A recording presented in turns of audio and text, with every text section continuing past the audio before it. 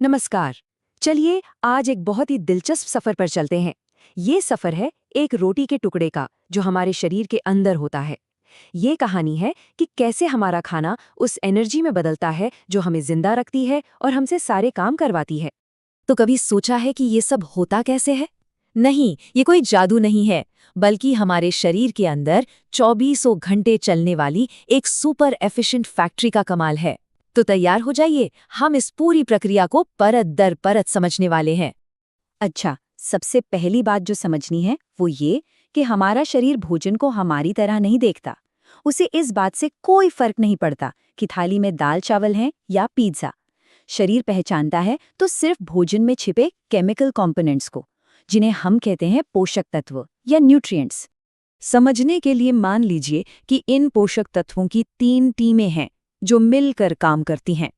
पहली टीम है energy providers की, जिसमें आते हैं कार्बोहाइड्रेट्स और फैट्स। दूसरी टीम है बॉडी बिल्डर्स की, यानी प्रोटीन और पानी, जो शरीर की टूट-फूट की मरम्मत करते हैं। और तीसरी टीम है प्रोटेक्टर्स की, विटामिन्स और मिनरल्स, जो हमारे शरीर के गार्ड्स हैं। अब जो एनर्जी वाली टीम है ना, उसमें भी काम करने का तरीका अलग है।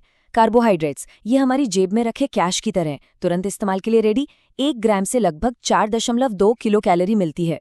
वहीं दूसरी तरफ फैट्स यानी वसा, ये बैंक में रखी एफडी की तरह लंबे समय तक एनर्जी स्टोर करके रखते हैं।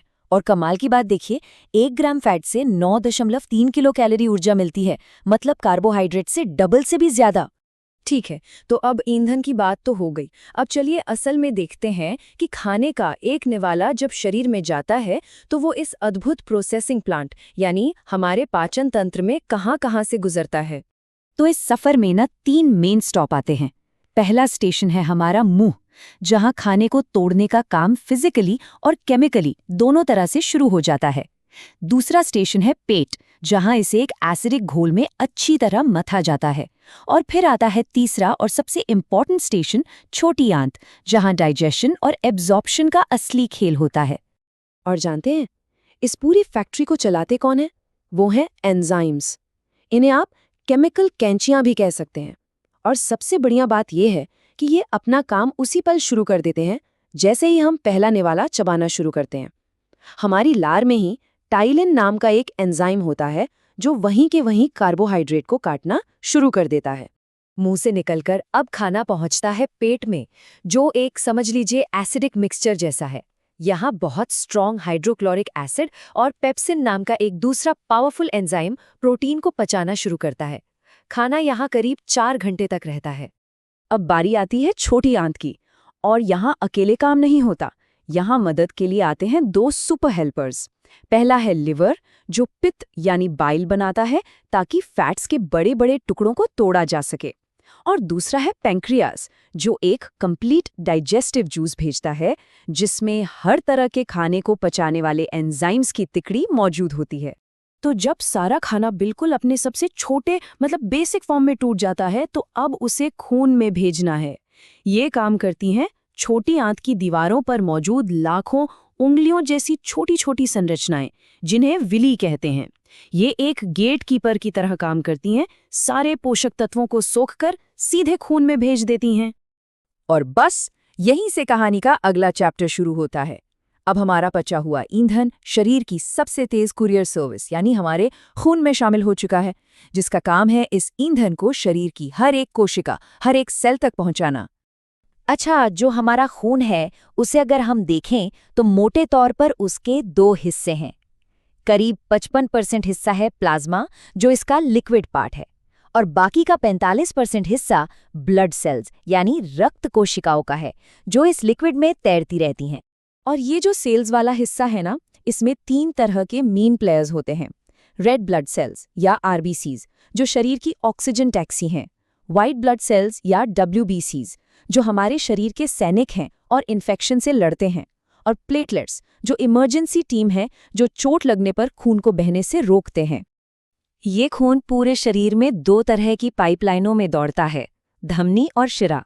देखिए, धमनियां यानी आर्टरीज खून को दिल से दूर शरीर के बाकी हिस्सों तक ले जाती हैं, इसलिए इनमें प्रेशर हाई होता है।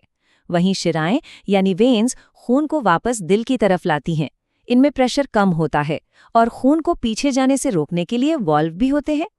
हाँ, पर यहाँ एक बहुत जरूरी बात है जिस पर ध्यान देना है। ये वो सवाल है जो एग्जाम में अक्सर कंफ्यूज करता है। नियम इस पर नहीं है कि खून साफ है या गंदा। नियम है कि खून दिल से दूर जा रहा है या पास आ रहा है। इसीलिए पल्मोनरी आर्टरी अकेली ऐसी आर्टरी है जो दिल से फेफड़ों तक गंदा खून ले जाती है और पल्मोनरी वेन फेफड़ों से दिल तक साफ खून लाती है। इसको याद रखिएगा। तो लीजिए, पचा हुआ खाना यानी ग्लूकोज और फेफड़ों से आई हुई ऑक्सीजन दोनों खून के जरिए अपनी फाइनल डेस्टिनेशन पर पहुंच गए हैं, शरीर की असली एनर्जी फैक्ट्री यानी हमारी कोशिका। और मजे की बात यह है कि ये लंबा सफर किसी बड़े ऑर्गन में खत्म नहीं होता। नहीं, ये खत्म होता है हमारे शरीर को बनाने वाली खरबों छोटी छोटी कोशिकाओं के दरवाजे पर। कुरियर सर्विस ने अपना काम कर दिया है, सामान डिलीवर हो चुका है। हर एक सेल के अंदर एक छोटा सा पावर प्लांट बैठा है जिसका नाम है माइटोकॉन्ड्रिया। स्कूल में हम सबने पढ़ा है, इसे सेल का पावर हाउस कहते हैं। यही वो जगह है जहां असली जादू होता है। ये ग्लूकोज और ऑक्सीजन को लेता है और उन्हें बदल देता है एटीपी में, यानी एडिनोसिन ट्राइफॉस्फेट। यही है हमारे शरीर का पेट्रोल, वो असली एनर्जी जिसके लिए ये पूरा का पूरा सफर तय किया गया था। और एक कमाल की बात बताऊं, इस पूरे प्रोसेस का जो सबसे बड़ा हीरो है, हमारी छोटी आंत, जहां से सारे न्यूट्रिएंट्स सोखे जाते हैं, उसकी लंबाई कितनी होती है अंदाजा लगाइए। करीब 22 फीट। सोचिए, हमारे ही शरीर के अंदर इतना बड़ा अजूबा छिपा है।